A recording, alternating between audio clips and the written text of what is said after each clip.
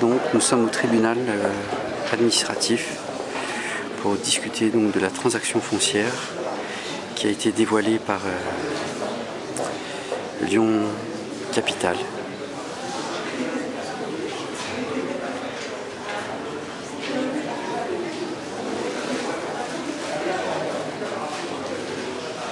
Entre le Grand Lyon et la foncière du Montour.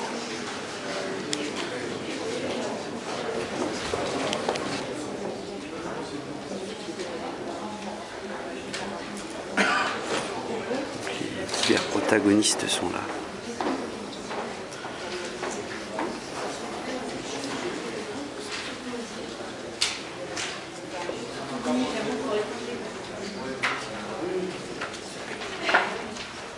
Bonjour monsieur, j'ai vu. Ah ben, d'accord.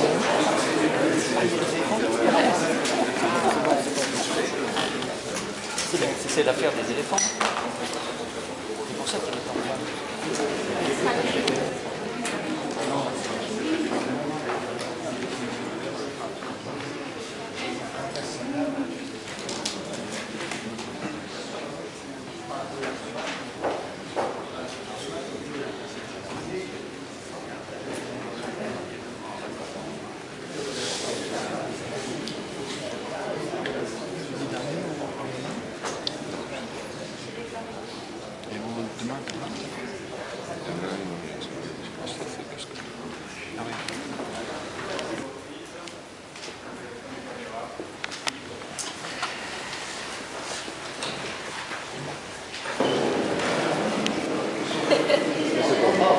en antenne, hein.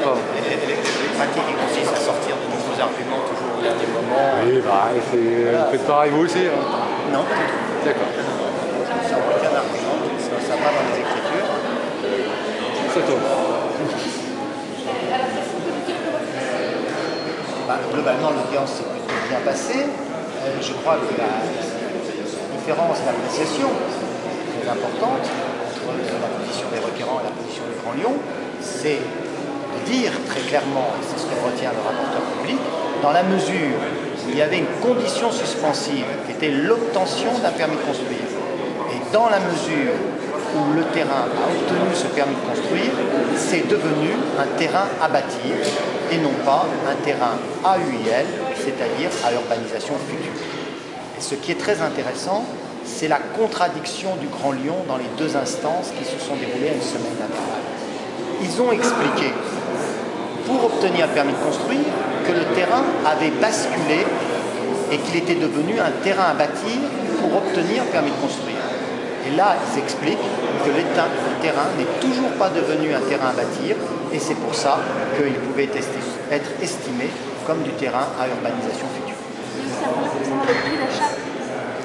Il en résulte une différence entre un terrain qui va être à urbaniser et dont l'urbanisation est dans 5 ans, 10 ans, ça ne vaut pas le même prix qu'un terrain qui est déjà à bâtir puisqu'on obtient immédiatement un permis de construire. Concrètement, vous leur reprochez d'avoir acheté les terrains pour acheter un prix Le Grand Lyon a vendu des terrains conformément à une indication qui apparaissait dans le document d'entrée en bourse de 2007 à 40 € du mètre carré.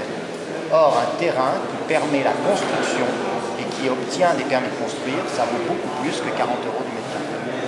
Est-ce que vous êtes confiant concernant cette décision?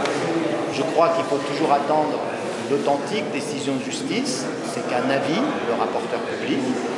Il n'avait pas été suivi dans le cadre de la déclaration d'intérêt général.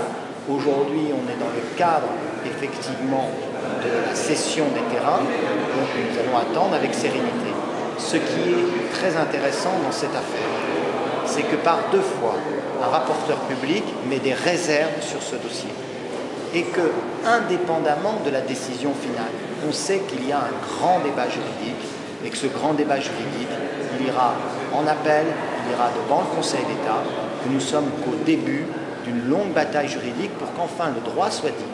C'est qu'il n'est pas normal qu'on dépense des sommes qui sont entre 200 à 400 millions d'euros d'argent public pour rendre constructible un terrain et qu'après on vende ce terrain à la valeur d'un terrain quasi inconstructible. Merci. En tout cas, c'est continue à construire.